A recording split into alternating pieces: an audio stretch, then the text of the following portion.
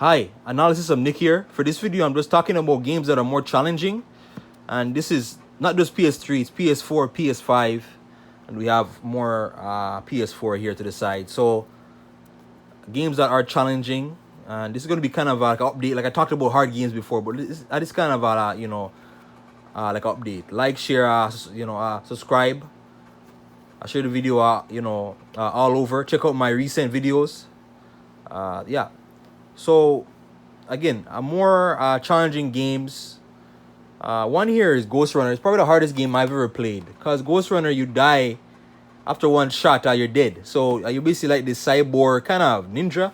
And like once you get shot, you're dead. One shot, you're killed. So, and it's a lot of platforming. It's kind of like Titanfall 2, but my gosh. Oh my god, this is so hard. This is really hard. The only good thing about it is that the checkpoints are very good. So you start off exactly where you died, or like 1 minute behind. So, and the good thing too, I don't take up 11 gigabytes on the PS5. But man, this game was hard. This is a very hard game. I'm only like two. I can't even get past the second area. So yeah, Ghostrunner. Returnal is right behind it because Returnal. Oh my god, the bosses are so... The sub-bosses and bosses really... They really piss me off. They're very hard. Lots of projectiles, teleportations, critical attacks. Auto, they're auto tracking, so they're tracking towards you is very good. So it's like, oh my god, this game really is so annoying. Oh, but and the thing about it too, like I mentioned before, like once you die, it says right here, once you it's a roguelike shooter. So that means that once you die, you start from the beginning again.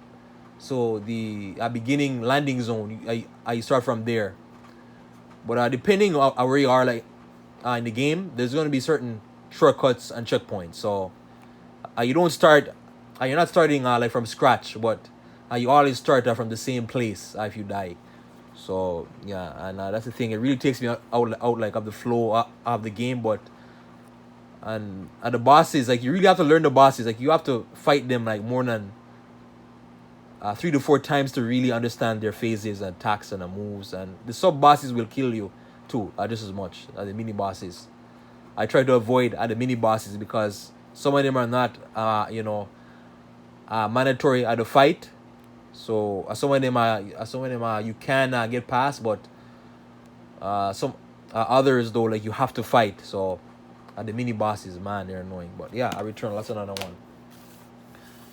one. Another one though that's very challenging. Portal 2, because Portal 2, which like I heard back in the day, it was very popular. But Portal 2 is like basically like it's like a puzzle. It's just a puzzle game where you have a portal gun and you have to teleport. I gotta kind of set it up so you teleport yourself to the next area or to the next checkpoint. And white walls, those are the only you can only shoot teleporters on certain walls or ceilings or ground. So the white ceilings, walls or whatever, that's what the teleporters go on. But sometimes you gotta teleport it and set it up so there'll be like a certain boomerang or something will boomerang you to the checkpoint, or there'll be like multiple teleporters. You gotta go through multiple loops, and there's multiple loopholes, traps, booby traps, blocks, blockades, and I'm just sometimes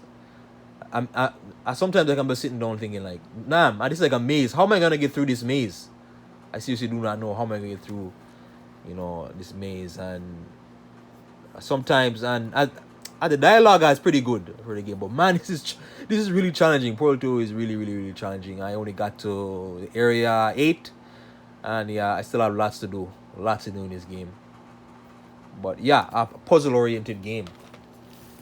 Another one that's kind of challenging, at least for, I don't know, me is LA Noire. I don't know.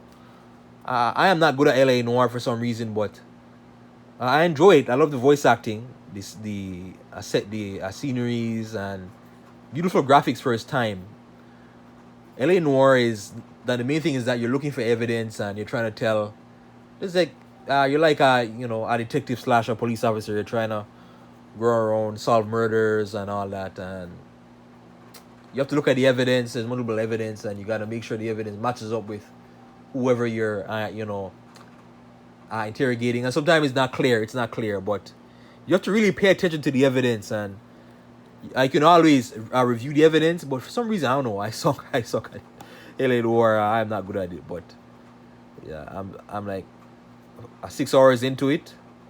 But hopefully, as I get more into it, I'll get better at it. But yeah, and there's the truth, lie, doubt meter. So you gotta option. So you gotta kind of use your a previous knowledge. Is this person lying? Is he telling the truth, or is there doubt in what he's saying? And the evidence will help you. Sometimes it's not clear.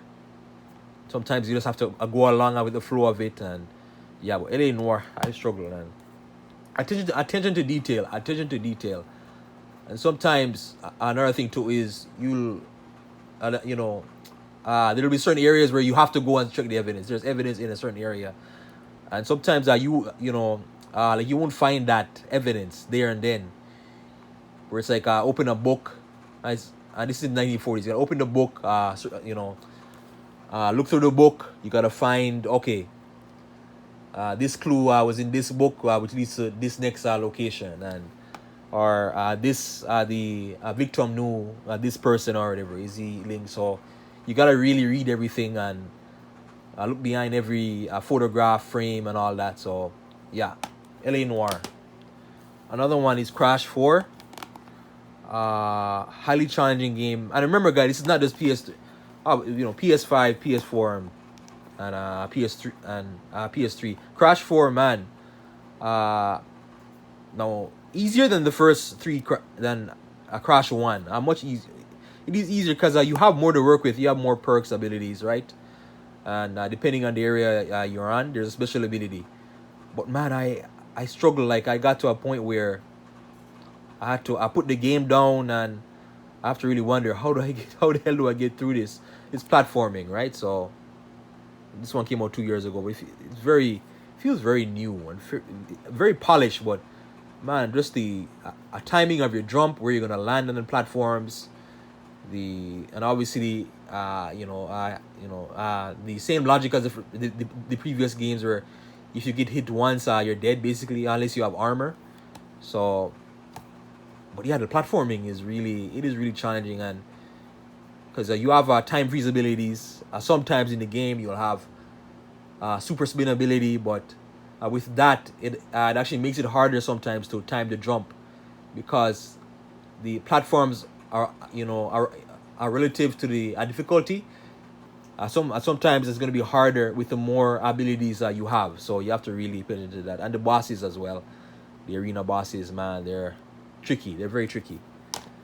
So again, challenging games here. Another one here now is a Resident Evil, really, a Resident Evil 3, or Resident Evil 2. I don't have Resident Evil 2 case, but Resident Evil 3, similar logic, where it's inventory management, especially if you're playing hardcore. Inventory management, manage your inventory to move on to save ammo, save health items.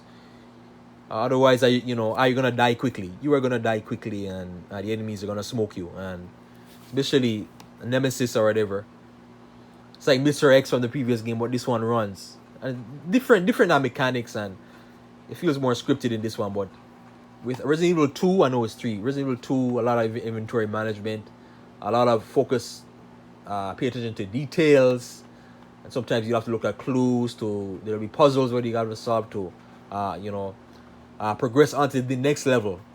And same idea here. A bit. This one has a bit more action. It's bit more action oriented. Resident Evil 2 remake was more horror oriented. But yeah, I died a lot. That's why I say it's challenging. I died a lot, and it's lots of trial and error, going back, seeing sometimes finding the path of least resistance. That's the best, and really saving your ammo. Like I try and save, especially if you have a Magnum or a grenade launcher. You want to save the ammo. You have to save the ammo for that. Resident Evil 3 remake or Resident Evil 2 remake. Another challenging game I died a lot in this is Battlefield 1. I died a lot in this, like a lot. I am not a multiplayer type gamer. I'm not really on multiplayer much.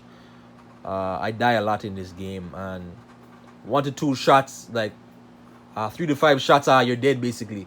You die very quickly, even though it's semi-automatic, like World War I weapons. 1911 now. Oh, this was very annoying, but fun game. Actually, surprisingly, a very fun multiplayer. I'm not sure what others think of it, but it's to me it's a really good multiplayer. But I died a lot, and even like when you're in a tank, obviously the tanks 100 years ago are different from now, but even the tanks get smoked easily with whatever you got, or grenades will take it out quickly, or like the World War One version of a claymore, a landmine, or you'll have other tanks that'll take you out quickly. The planes are hard to fly. With the controls are hard, inverted controls, like in the planes. But just dying quickly, you die really, really quickly in the game. The gunshots are very overpowered, but fun game modes and massive maps, very nice maps. I really like this. So that's a challenging game right there. And remember, this is multi-platform, so not just one. It's not just one single platform, and multi-genre as well. Another game I want to focus on now is Prey.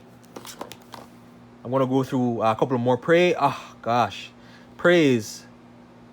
It's hard to explain how the challenge. It's mainly exploration. You're exploring the areas to move on to the next area, and to get clues to progress onto the next area, then the next area. I did not really enjoy Prey. It's kind of, I don't know, it's a unique experience to me, and I love games like Dead Space and all that, but Prey just feels. What makes it so challenging is that you have these ghoul-like enemies. They'll kill you quickly, really, very quickly if you're not careful, and you will run out of ammo very quickly. Now there is ammo crafting, health crafting, perks, tons of things in the game, but there's just lots of loot, and I lose track of the loot. It's very easy. I just lose track of what is this good for? What is this good for? And the vending machine, which helps you craft things, right? Inventory management. I just get lost. I get lost in this game. I don't know, but so similar idea: inventory management, puzzles, finding out what's important, where to go. And it's a dead station, like that's been taken over by kind of like an alien virus or whatever, similar to Dead Space, similar but first person. So I'm gonna go through a couple more here now. Now, Battlefield Bad Company 1, another challenging game for multiplayer. I'm not really big on multiplayer games, but Battlefield Bad Company 1, it's an old game, like at the very start of the PlayStation 3 generation. Now, a similar idea to Battlefield 1. I die quickly. You'll die very quickly in this one. And the mechanics are not, since it's an older game, they're not really fleshed out. The running doesn't feel very fluent. The shooting could be a bit better. So you have to tackle all these, mechanics and try and be good at the game. And combine with the fact that unlike Battlefield 1, the tanks in this are very overpowered. The tanks and helicopters are very overpowered in this one. And it's a lot more of a basic multiplayer. It's a lot more basic, grounded multiplayer. That's what I love about it so much. And you can go in tanks, helicopters, APCs, Humvees, and the factions, right? The Russian, American, and the Middle Eastern faction that you play as. Or that you can play as in multiplayer. But yeah, it's just... you die very quickly in multiplayer, the mechanics, and as well the lack of weaponry, weapons that you get in it. But I don't know why, this might be unpopular, but I really love this multiplayer. I really love this multiplayer because it just felt so basic, but requires a lot of attention and strategy and patience. You will die a lot in this one. And then last but not least, I could be like basically any Mortal Kombat game for me. Just learning the combos and the combos. Learning the combos can take a while because you have so many characters. It's probably the biggest, based on what I played of the three. I played, but it's probably the biggest roster of Mortal Kombat, where you have at least 30 fighters, and including plus DLC characters as well, like Kenshi, Kratos, Scarlet, and just learning the moves. And I don't know, it's just it took me a while. It took me a while to really learn the moves, and I am not good at fighting games at all. But man, this game really took me a while. It really took me a while to get the hang of. And Shao Kahn is super, campaign is super overpowered. Towers are here, and the good thing about this one, well, Mortal Kombat 9, is uppercuts were not overpowered, unlike other ones, Mortal Kombat 10. But man, you get smoked quickly, because the moves are hard to learn, and the controller calibration for the game felt kind of weird. But yeah, it took me a while. This game took me a while to get used to and get a good feel for. But and a very popular game case, so you're gonna see this a lot if you're looking for PS3 games. Very popular, So we went over what, like 10 games here. The hardest game here is by far this one, Ghostrunner. This is it's a new game. It came out just last year or the year before. It's like almost brand new. Man, what a game! Oh my god, very challenging. Crash 4 is too right behind it, and you have Returnal. And so hard / challenging games, multi-platform. Share, subscribe. Thanks for watching.